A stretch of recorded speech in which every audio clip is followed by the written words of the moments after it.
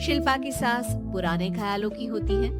अरे शहर की हो, इसका मतलब ये नहीं कि जो मन आए करोगी।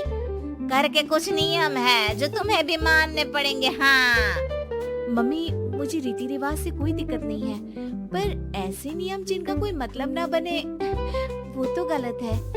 हाय देखो तो, अरे घर आए एक दिन पूरा नहीं हुआ और सास से जुबान लड़ाना भी शुरू। नहीं हो, बहू हो, अपनी हद में रहना सीख लो। हाँ इतने में विकास भी वहाँ आ जाता है। माँ, मुझे लगता है शिल्पा को घर रहने की जगह दुकान चलना चाहिए। इसकी नई चीजों की समझ और सोच हमारे बिजनेस के लिए बहुत अच्छी रहेगी। बेटे की बात सुनकर माँ को बहुत गुस्सा आ जाता है।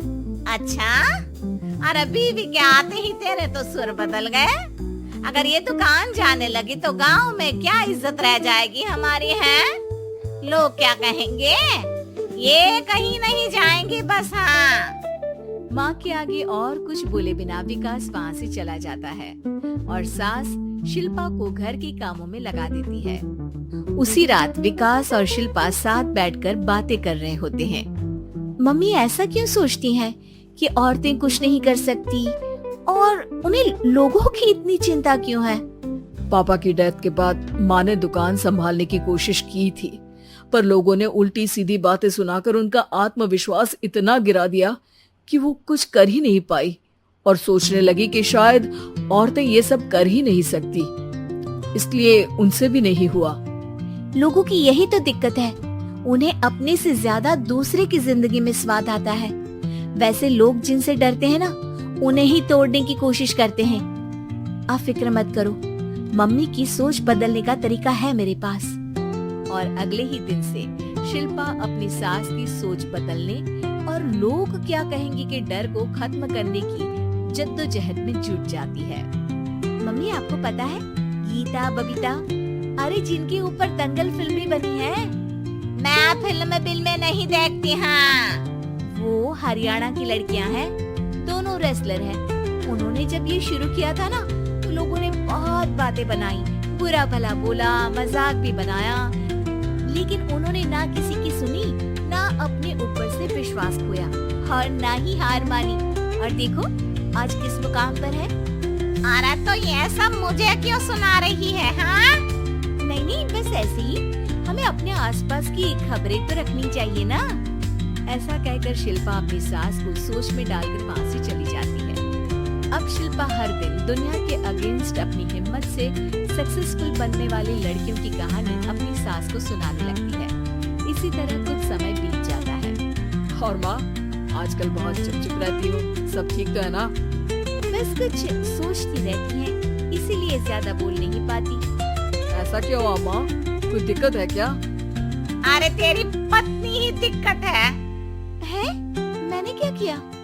अरे रोज मुझे कुछ समझाने के मकसद से एक नई कहानी सुनाती है, पर खुद नहीं जानती कि मुझे सब पहले से पता है। हाँ तो फिर दिक्कत क्या है माँ?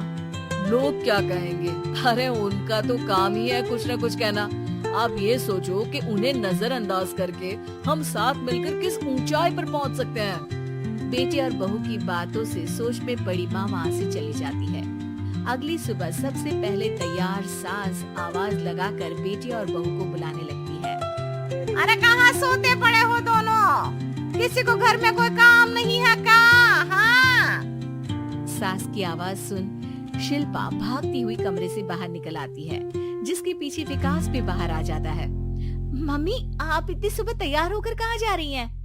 अरे किसी नई शुरुआत से पहले भगवान का आशीर्वाद बनता है या नहीं? मैं सीधा दुकान जाऊंगी, तुम काम निपटा कर आ जाना है। सास की बात सुन शिल्पा और विकास खुशी से फूले नहीं समाते। ये हुई ना मेरी माँ वाली बात। पूरा परिवार मिलकर दुकान पर काम करने लगता है, जिसमें विकास और उसकी माँ दुकान संभालते हैं, तो शिल्पा काम को ऑनलाइन डाल शहर और इंटरनेट का काम संभालने लगती है, जिसे देख गांव में लोगों के बीच गॉसिप शुरू होते देर नहीं लगती। और क्या विकास भाई, अकेले काम संभल नहीं रहा था तो नौकर रख लेते, और तो को यहाँ लाने की क्या जरूरत थी? इन्हें घर में जो काम बोलो वो तो सही से करती नहीं, यहाँ आकर तो तुम्हें डुबा ही देंगी। अरे भाई साहब, अगर आपके घर की औरतें सही से काम नहीं करती ना तो हमें उससे कोई लेना देना नहीं। यहाँ आपकी पंचायत के लिए किसी के पास समय नहीं है। हाँ, करारा जवाब सुन बातें सुनाने आए लोग मुंह लचकाए उल्टे पैर वापस चले जाते हैं। वाह मम्मी, ये तो अब दोबारा कभी भूल कर भी यहाँ नहीं आएंगे। I am so proud of you. अरे बहुत हुआ, हाँ काम पर लगो चलो।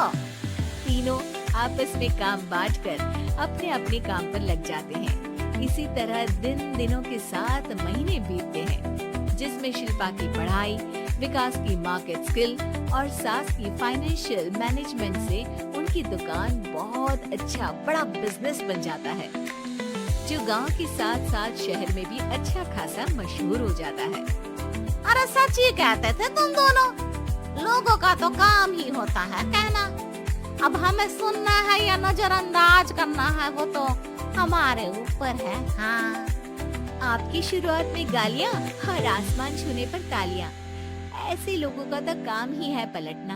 इनकी बातों से हमें कभी अपनी राह बदलनी नहीं चाहिए, बल्कि अगर बातें बन रही है तो समझ जाओ कि रास्ता सही है।